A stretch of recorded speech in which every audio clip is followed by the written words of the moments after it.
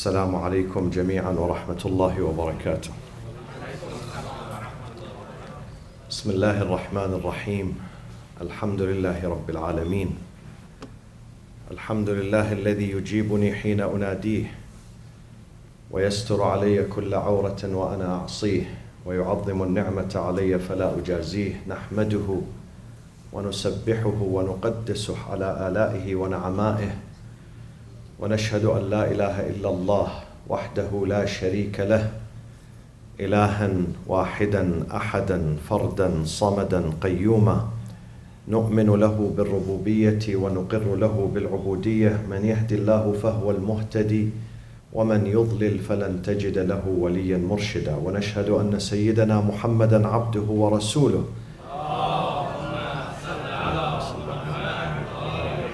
أرسله بالهدى ودين الحق ليظهره على الدين كله. اللهم صل وسلم وبارك وترحم على محمد وآل محمد كأفضل ما صليت وسلمت وباركت وترحمت على إبراهيم وآل إبراهيم في العالمين إنك حميد مجيد. وصل اللهم وسلم على جميع الأنبياء والمرسلين والأوصياء والصديقين وعترة نبيك الطيبين الطاهرين وأصحابه المنتجبين ومن تبعهم بإحسان وإيمان إلى يوم الدين. عباد الله، أوصيكم وأوصي نفسي بتقوى الله ولزوم أمره. أعوذ بالله من الشيطان الرجيم. بسم الله الرحمن الرحيم. يوم ندعو كل أناس بإمامهم فمن أوتي كتابه بيمينه فأولئك يقرؤون كتابهم ولا يظلمون فتيلا ومن كان في هذه أعمى فهو في الآخرة أعمى وأضل سبيلا. صدق الله العلي العظيم.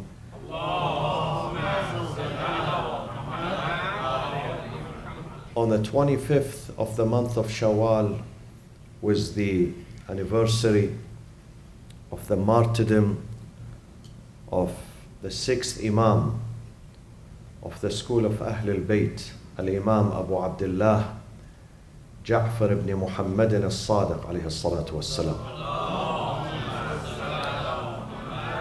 And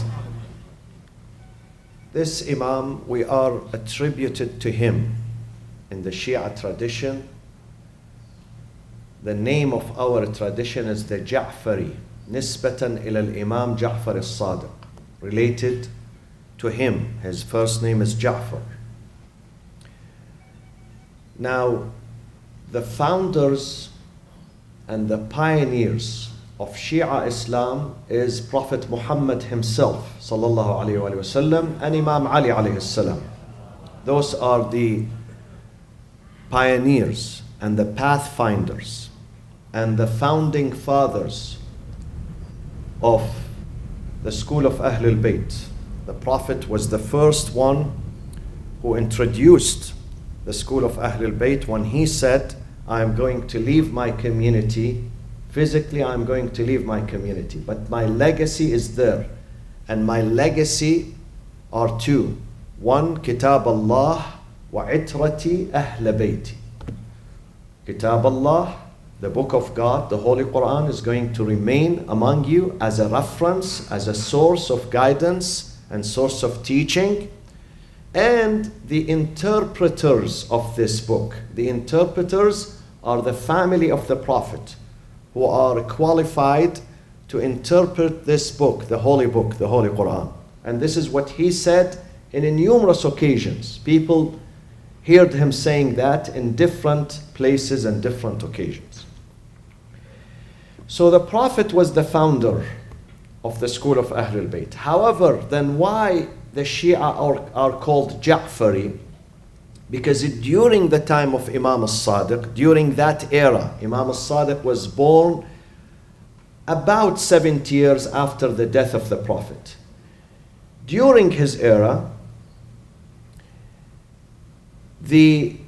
that era witnessed the emergence of madhahib, schools of thoughts. Before that, there was no madhab. People were Muslims. People were divided into many groups. people who were following the school of Sahaba, certain Sahaba, and people who were following Ahlul Bayt, the family of the Prophet. But then after that, because Islam expanded, and the Islamic fiqh, the Islamic law also expanded due to the needs of the congregations and the communities and the societies. Therefore, there were the emergence, that era witnessed the emergence of madhahib. Madhab al-Hanbali, Hanbali came later, Hanafi, attributed to Imam Abu Hanifa and Nu'man ibn Thabit, who was born in Kabul in Afghanistan, but he traveled to Medina to study in Medina. Imam Malik ibn Anas al-Asbahi, who was born in Medina, Imam Shafi'i, and lastly Imam Ahmad ibn Hanbal, who was born in Baghdad and buried in Baghdad. So, but before them, Imam As-Sadiq was born in the year 83 Hijri. And Imam As-Sadiq was their leader and their mentor and their teacher. Two of them, they were his disciples and his students. Imam Abu Hanifa and Nu'man ibn Thabit and Imam Malik ibn Anas. They were his students, sitting under his mimbar and listening to him and learning from him the Islamic fiqh, Islamic sharia. And the other two, Al-Shafi'i and Imam Ahmad ibn Hanbal, they were the students of Imam Malik. So they were indirectly also the students of Imam Ja'far al-Sadiq alayhi salatu wassalam. And I mentioned this last night here. One of the names and titles of Imam al-Sadiq is Mu'allim al-Fuqaha, Imam al-Fuqaha. He's the Imam, the mentor, the teacher of the jurists. So at that time, these schools developed and they were distinguished from each other. So some people followed Abu Hanifa, some people followed Malik.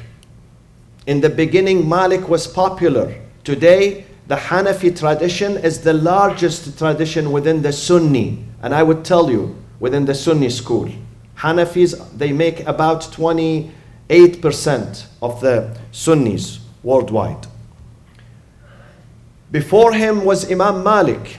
Imam Malik was hired by Al-Mansur al-Abbasi, the second caliph in Baghdad.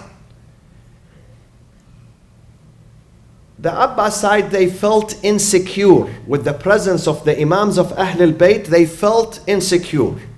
They knew that Imams of Ahlul Bayt are going to get to receive the attraction of the Ummah because of their piety, because of their standing, because of their knowledge, and because they are the family of the Prophet, the descendants of Rasulullah sallallahu alaihi wasallam. So always the Umayyads and the Abbasis, they felt insecure because of the presence of the Imams of Ahlul Bayt. And as a reaction to this insecurity, they decided to slaughter them. This is what happened to Imam Hassan, died by poison by Muawiyah bin Abi Sufyan. Imam Hussein died by Yazid in Karbala. Imam Zain al-Abidin died by Abdul Malik ibn Marwan. Imam Muhammad al-Baqir. Imam Ja'far al-Sadiq was killed during the Abbasid period. Up to Imam al-Baqir, they were killed during the Umayyad period. Imam al-Sadiq was the first Imam who was murdered by the Abbasid government and by al-Mansur. So al-Mansur did not want Ahlul Bayt to come to the front because they knew that if we give them a freedom, people are going to be attracted to them and there will be nothing left for us. We will be sidelined. So they started to promote other Imams, to give them money and help and support and promotion. So people will listen to other Imams and they would not listen to the Ahlul Bayt. One of those bright and intelligent Imams was Imam Malik ibn Anas, who was the student of Imam As-Sadiq. Al-Mansur al-Abbasi asked him to write a book in fiqh, in Islamic law. And he asked him to name his book Al-Muwatta. Al-Muwatta in Arabic means easy, as-sahl al-muwatta, easy for people to handle, to grab, to understand.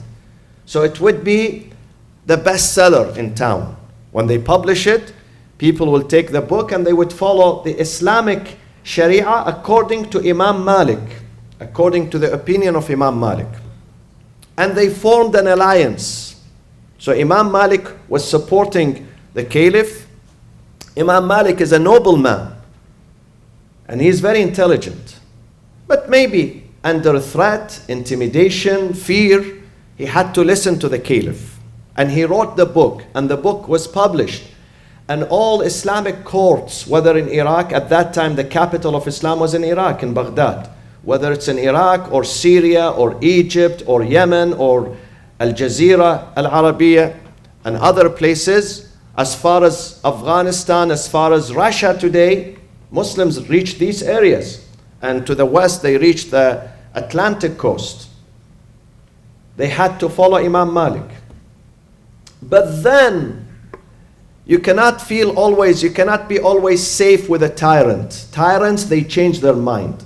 Then after that, Mansur al-Abbasi changed his mind, and after promoting Imam Malik and making him the only leader, and he said this, he said, once Malik is in town, no one has the right to do fatwa. La yufta wa malikun fil Medina. This is a very popular saying. La yufta. No one has the right to say any fatwa, to give any opinion while Imam Malik is there. You have to listen to him. He's the sole and the only source of knowledge and fatwa. But then the tyrants, you cannot trust the tyrant.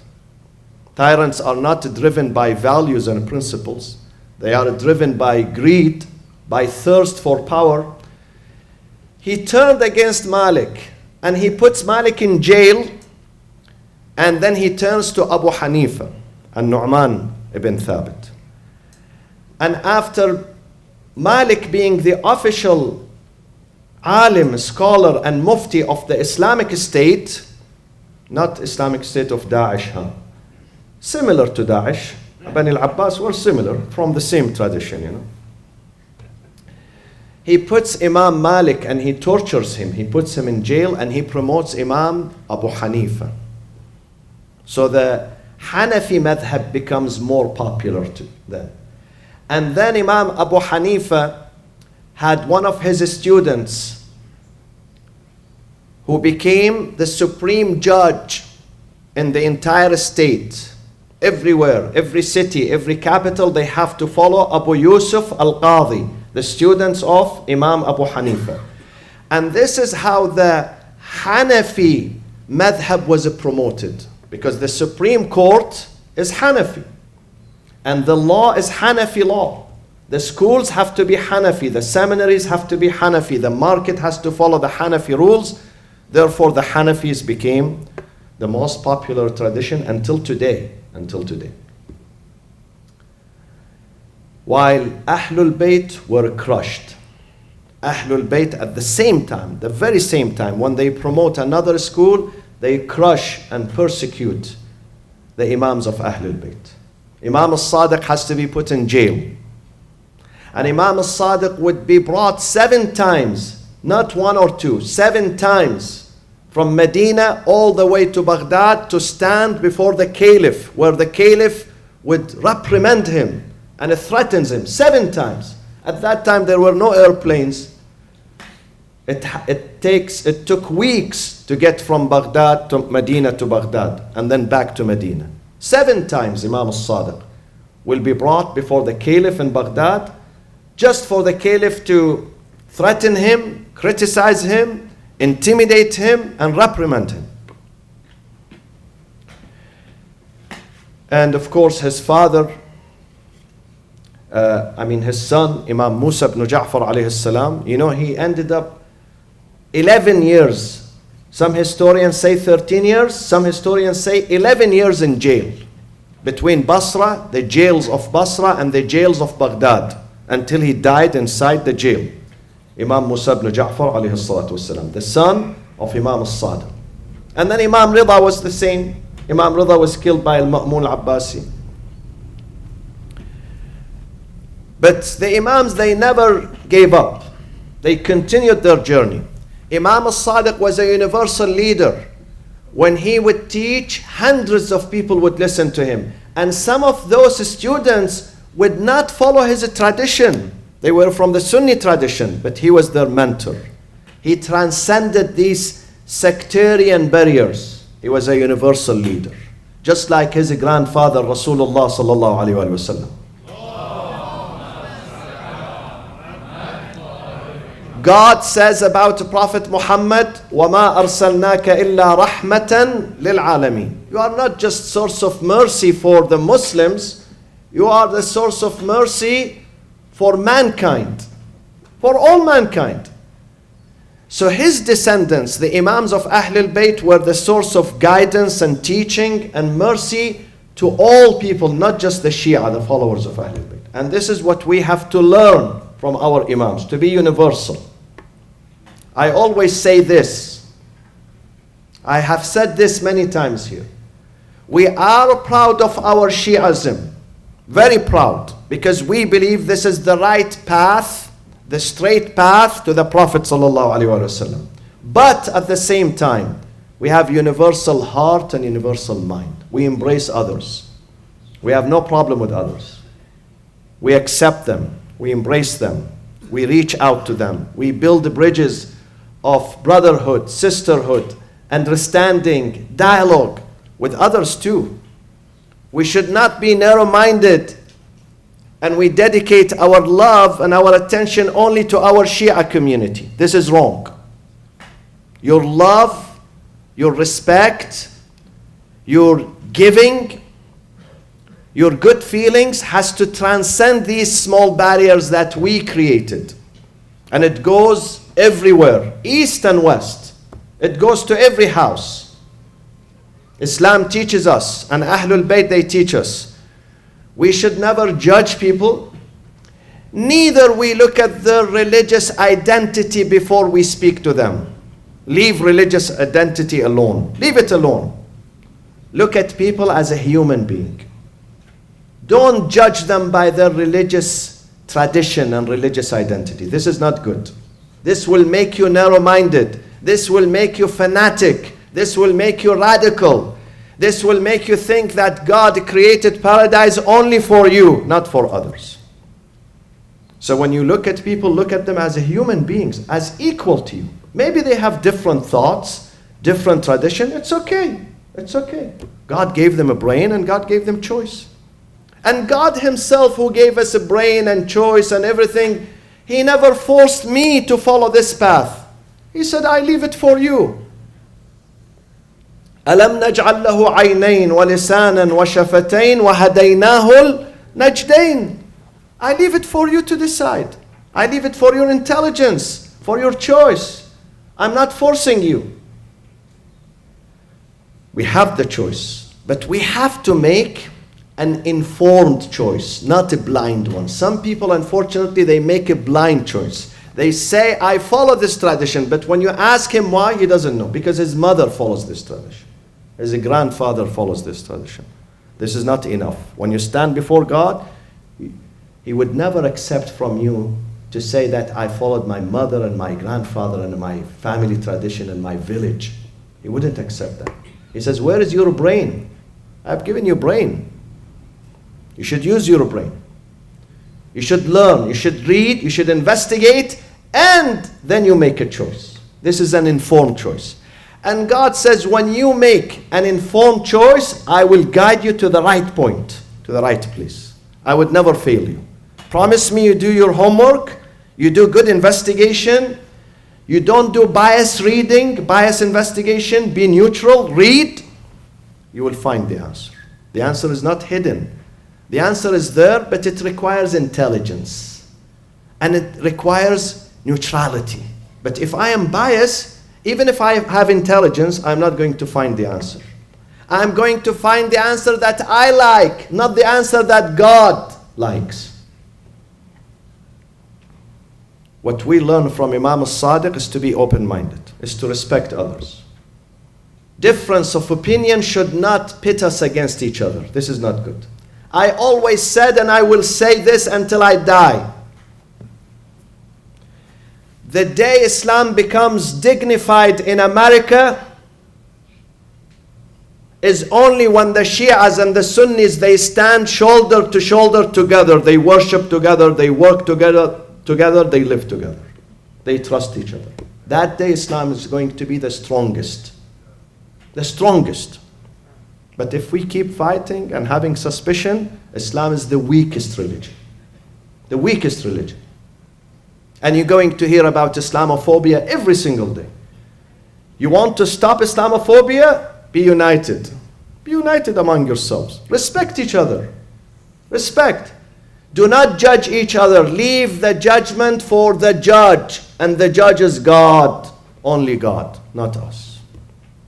Our role is to advise. Is to be nice to each other. Is to invite, but not to judge. Not to judge. Countries who judge, societies who judge, families who judge, individuals who judge, they always fail. They always fail. They never gain what they want to gain. They always fail. Teach, always teach, awareness. We need ta'rif. Ta'rif, awareness. But we leave the choice for the individuals. السلام عليك يا سيدي ويا مولاي يا أبا عبد الله أيها الإمام جعفر بن محمد الصادق عليه الصلاة والسلام على آبائك وأجدادك الطاهرين بسم الله الرحمن الرحيم والعصر إن الإنسان لفي خسر إلا الذين آمنوا وعملوا الصالحات وتواصوا بالحق وتواصوا بالصبر وصلى الله وسلم على سيدنا محمد وأهل بيته الطيبين الطاهرين.